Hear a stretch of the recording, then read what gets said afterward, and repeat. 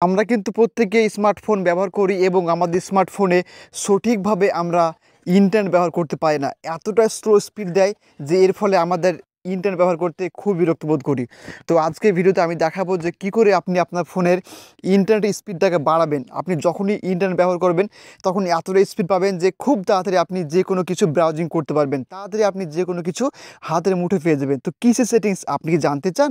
তো চলুন আজকের ভিডিও শুরু করে। তো বন্ধুরা, এর জন্য আপনার অ্যান্ড্রয়েড ফোনে ছোট্ট একটা সেটিংস অন করে নিতে হবে। তো সিম্পল আপনারা সেটিংসে আসবেন, প্রথমে সেটিংসে এসে অপশানটি খুঁজে বের করতে হবে। সেটিংসে আসবেন, নিচে এসে আপনাকে ডেভেলপার অপশান খুঁজে বের করতে হবে।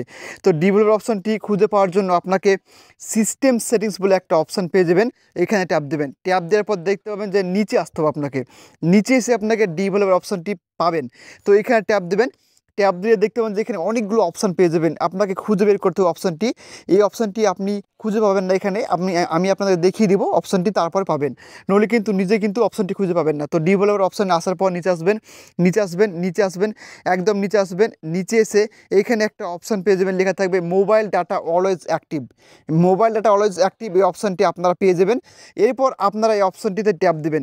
ট্যাপ দিলে অপশানটি সঙ্গে সঙ্গে অন হয়ে যাবে এবং আপনার ফোনে কিন্তু এই অপশানটি ইনেবল হয়ে যাবে। এই অপশানটি যদি আপনি আপনার অ্যান্ড্রয়েড ফোনে অন করেন তাহলে দেখবেন যে আপনার ফোনটা খুব ভালো চলবে এবং ভালো পরিমাণে আপনি ইন্টারনেট ব্যবহার করতে পারবেন। এই ছিল আজকের ভিডিও। যদি ভালো লেগে থাকে অবশ্যই লাইক, কমেন্ট, শেয়ার করতে ভুলবেন না।